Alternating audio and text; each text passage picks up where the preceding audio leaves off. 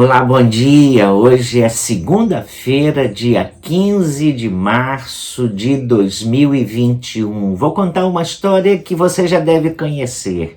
Uma senhora de 90 anos estava muito preocupada, desconfiando que as suas reservas financeiras não dariam para o restante dos seus dias.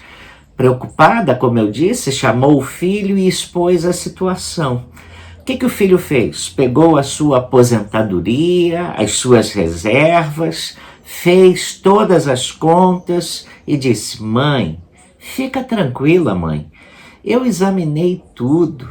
Eu peguei tudo que a senhora tem. E o que a senhora tem vai permitir que viva bem por mais 15 anos. E a mãe respondeu: Mas meu filho, e depois, meu filho?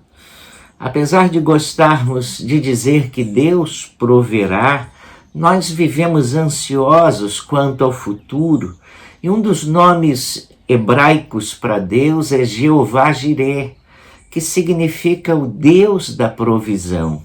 Geralmente, quando estamos preocupados com a nossa sobrevivência e dominados pela ansiedade, nós somos tentados a nos esquecer disso e murmurar contra Deus. O exemplo vem do povo de Israel. Quando ele saiu do Egito, não levou um mês de caminhada no deserto para que desconfiasse de que não teria o suficiente para a marcha até a terra prometida. Apesar de terem levado provisões que dariam para eles viverem durante muito tempo, perderam toda a capacidade de raciocinar e, desesperados, começaram a murmurar contra Moisés e contra Deus. E um dos problemas da murmuração é que ela contagia. Você fica azedo e vai azedando o ambiente. Murmuração também nos leva a anteciparmos o pior. Nós colocamos os óculos do pessimismo e só enxergamos coisas ruins e catástrofes. No deserto, o povo de Israel gritou, dizendo a Moisés: Nos trouxeste a este deserto para matardes de fome toda esta multidão? Isso está lá em Êxodo 16. A murmuração também tira o impacto de qualquer manifestação de celebração ou gratidão. Surgem apenas desespero, angústia e medo. Mas o pior é que a murmuração nos faz buscar um culpado. Então começamos a hostilizar pessoas. Afinal, temos de ter um bode expiatório. Não é assim que acontece também em casa? Quando estamos descontentes, logo procuramos alguém para acusar? O maior problema da murmuração é que ela é essencialmente uma queixa contra Deus. É isso mesmo, murmuração é sempre contra Deus. E no Salmo 37:4 nós lemos: Agrada-te do Senhor e Ele satisfará os desejos do teu coração. Murmurar é perder a alegria em Deus e achá-lo culpado e responsável pelos nossos problemas, pela nossa miséria e pelo nosso fracasso. A murmuração, ela precisa ser tratada. Ela é muito danosa para as nossas emoções e vida espiritual. Moisés, ele tornou-se um especialista em resolver essa questão do coração. E ele geralmente trabalhava em duas direções. Primeiro, ele pedia ao povo que se aproximasse de Deus, dizendo: Chegai-vos à presença de Deus. Porque é diante dele, de Deus, que as coisas se resolvem. Em segundo lugar, ele pedia que Deus mostrasse a sua provisão. E sempre Deus já tinha um plano para aquela situação. O nosso problema, como eu disse, não é de sustento, mas de falta de fé. Alguns anos atrás, uns diáconos se reuniram numa reunião de oração. O pastor então orava com dois deles. Um deles, advogado, desabafou: Fico dependendo de uma justiça amorosa como a nossa, e aí as causas não são julgadas, e assim os meus proventos não chegam. Então disse: O senhor pode orar por isso, pastor? Era um anseio do coração daquele pai de família. O outro diácono também abriu seu coração. O senhor sabe que eu trabalho como representante de roupas. Eu tenho recebido nessa semana a notícia de que uma das empresas com a qual eu estou ligado há 15 anos e que é responsável por 50% do meu faturamento está fechando as portas. Eu queria que o senhor orasse por isso, porque eu estou aflito.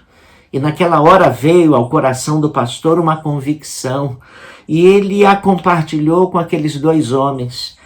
Ele disse assim: Deus afirmou que Ele é o Deus da provisão, que Ele irá em Cristo Jesus suprir cada uma das nossas necessidades, porque Filipenses 4:19 diz assim: o meu Deus suprirá todas as necessidades de vocês de acordo com as suas gloriosas riquezas em Cristo Jesus. Prosseguiu o pastor. Então eu entendo que nós precisamos orar não é pela provisão, que é responsabilidade de Deus, como diz a Bíblia, mas por fé. Nós precisamos crer nas suas promessas e que elas se cumprirão. Como eu já disse, o nosso problema não é de sustento, o nosso problema é de fé. Vamos orar? Ó Deus, obrigado porque diante de tensões financeiras nós podemos olhar para trás. E olhando para trás nós podemos enxergar a tua fidelidade. Quantas vezes aflitos clamamos e o Senhor abriu portas e nos abençoou. O Senhor tem nos sustentado até aqui. Podemos dizer como Samuel, até aqui o Senhor nos ajudou. E isso nos dá uma garantia, uma certeza de que o Deus que nos sustentou aqui, até aqui, há de nos sustentar amanhã, depois de amanhã e até o fim. Obrigado por essas promessas benditas que tu nos garantes, a tua provisão. O salmista disse que a tua fidelidade vai até as nuvens. O Salmo diz que a tua fidelidade é de geração em geração. Vimos os nossos pais serem sustentados por ti e temos certeza de que o Senhor não nos abandonará. Por isso, ó Deus, olhamos para frente com fé e nos ajuda a não titubearmos um único minuto, achando que o Senhor não vai cuidar de nós. Obrigado pela presença do Senhor conosco, e o Senhor sabe do que nós precisamos. Agora, Senhor, olhamos para o amanhã pedindo só a tua bênção e a tua companhia. Se o Senhor for conosco, temos certeza de que o Senhor suprirá nossas necessidades e nos abençoará. Nessa manhã, nós continuamos colocando diante do teu trono de graça os nossos irmãos queridos, em especial aqueles que estão hospitalizados, aqueles que estão se tratando com a Covid-19. Cuida deles, Senhor. Estamos orando também pelas famílias enlutadas, entristecidas, pedindo o teu consolo e direção. Ó Deus, abençoa o nosso povo, tem misericórdia de nós. Agradecidos, oramos por tudo isso, em nome de Jesus. Amém. Tenha uma ótima semana, meu irmão.